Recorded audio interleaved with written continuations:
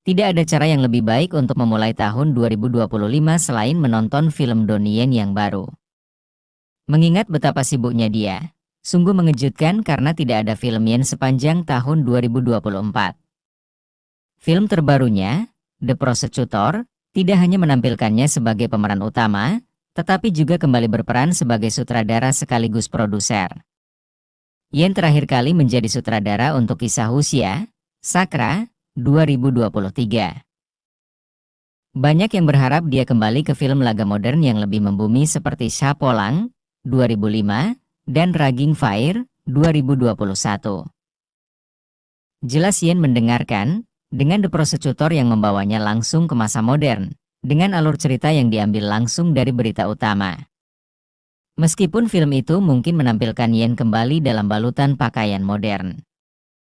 The Prosecutor jelas lebih condong ke wilayah film laga seru daripada film laga penuh aksi.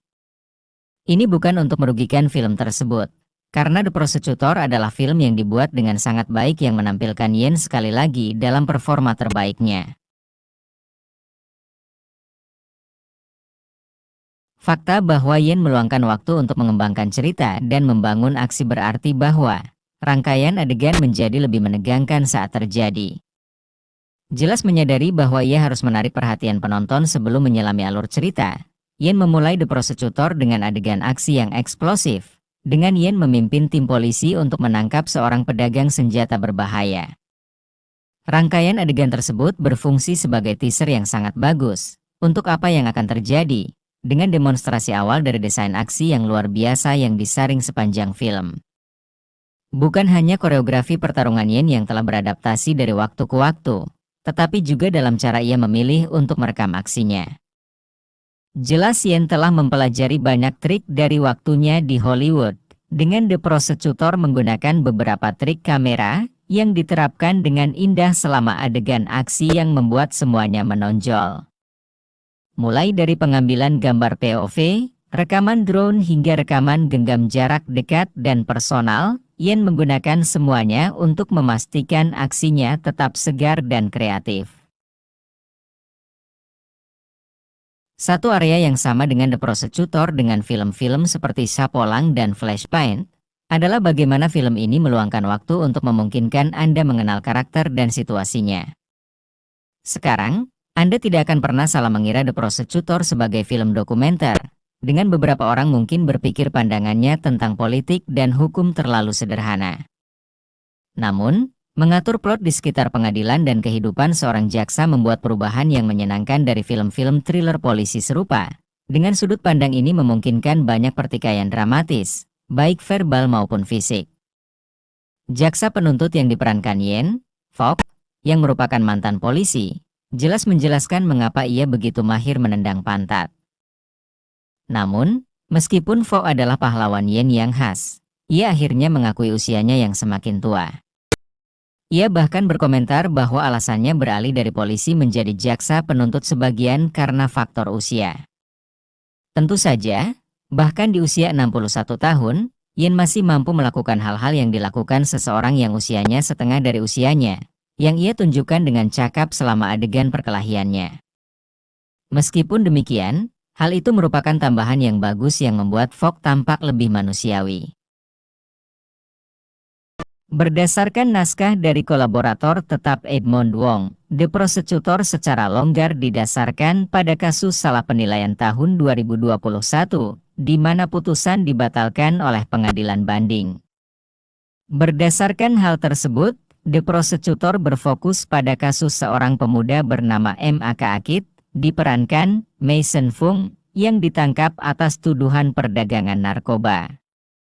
Setelah dinasihati secara keliru oleh pengacaranya yang licik, Aupa Akmen, diperankan Julin Cheng, agar mengaku bersalah dan hukumannya dikurangi, pemuda tersebut justru mendapati dirinya menjalani hukuman 27 tahun. Karena sudah curiga dengan kasus tersebut, Fok memulai penyelidikannya sendiri terhadap kasus tersebut, melibatkan rekannya Bao Ding.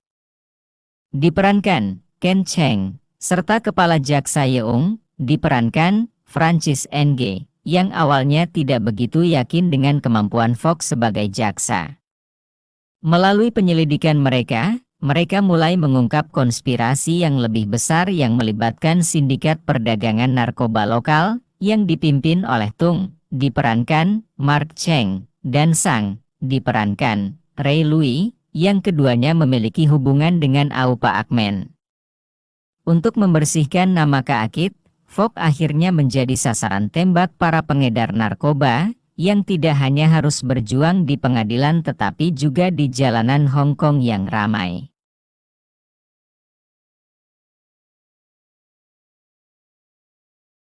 Bermain hampir seperti versi terbaru dari Rick Ting Rongs, 1986, Yen tampaknya lebih peduli dengan bagian hukum dari cerita daripada aksinya. Dengan paruh pertama film yang sebagian besar difokuskan pada aspek plot yang lebih dramatis, sangat penting untuk memiliki pemeran yang dapat membuat perhatian, dengan Yen memilih dua aktor terbaik Hong Kong. Francis Ng dan Ken Cheng akan kurang dimanfaatkan tetapi masing-masing dari mereka mendapat kesempatan untuk bersinar, mendapatkan kesempatan untuk mengolah dialog yang berkualitas, meskipun banyak jargonnya. Dengan jumlah waktu layar yang diberikan kepada Cheng yang sekali lagi menjadi yang terbaik. Ng tidak diberi tingkat paparan yang sama. Tetapi seperti biasa membuat kesan dengan satu adegan tertentu antara dia dan Yen. Bahkan sampai menyuntikkan sedikit humor ke dalam alur cerita yang seharusnya serius. Fakta bahwa adegan berbasis pengadilan juga menampilkan penampilan dari legenda film Hong Kong, Michael Hui, tidak boleh diabaikan, dengan dia membawa rasa gravitas ke dalam perannya, yang mungkin tidak datang dengan aktor yang lebih rendah. Sementara Hui tidak diberi banyak hal untuk dilakukan, seperti yang diharapkan dia masih berhasil mencuri perhatian.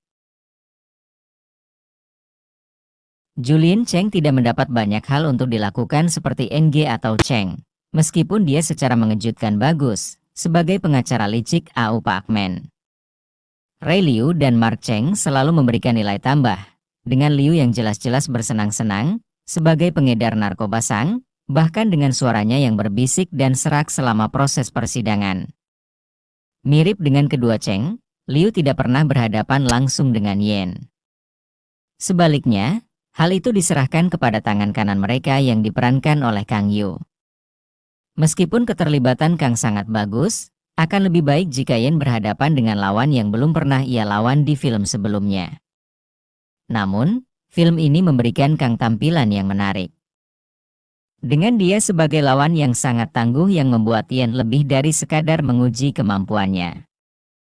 Salah satu adegan yang menonjol adalah Kang mencoba membunuh Yen, dan seorang saksi di tempat parkir mobil bertingkat, dengan Fok yang diperankan Yen, harus melompat dari lantai ke lantai, sambil menghindari mobil Kang saat ia mencoba menjatuhkannya dan saksi.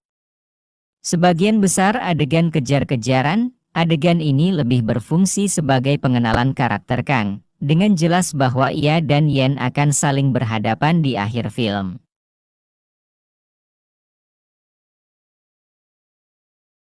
Sebelum kita membahas pertarungan Yen dan Kang, ada beberapa adegan mengesankan yang menarik perhatian, dan menghidupkan film setiap kali ada ancaman film akan terjebak dalam alur cerita yang berat. Yen telah mengajak kolaborator tetapnya untuk menggarap koreografi aksi, dengan Takahito Ouchi yang terdaftar sebagai sutradara aksi utama, bersama dengan tim pemeran pengganti Yen sendiri. Ini juga mencakup beberapa masukan dari Kenji Tanigaki yang legendaris. Berbagai kualitas di balik kamera ini memungkinkan aksi Yen berdiri sendiri, menonjol dari film aksi yang tampaknya serupa. Perkelahian di atap gedung antara Yen dan pasukan gangster yang tampaknya tak terhentikan, adalah sorotan yang pasti. Tidak hanya dalam menampilkan koreografi pertarungan tetapi juga dalam cara aksi direkam. Yen jelas dipengaruhi oleh waktunya di John Wick, Chapter 4, 2023, dengan kerja kamera yang sangat rumit. Yen juga patut dipuji atas keinginannya untuk merekam adegan laga tanpa CGI, dan lebih fokus pada kerja keras dirinya dan tim pemeran pengganti. Dengan berbagai pencapaian teknisnya, ditambah dengan desain produksi yang berkualitas, Tidak mengherankan jika The Prosecutor dilaporkan menghabiskan biaya HK 300 juta atau sekitar 38,5 juta dolar USD. Mungkin jumlah itu tidak terlalu besar jika dibandingkan dengan produksi Hollywood, tetapi ini adalah anggaran yang serius untuk film seperti The Prosecutor. Dengan Yen sebagai bintang, film ini akan dengan mudah menutup anggarannya.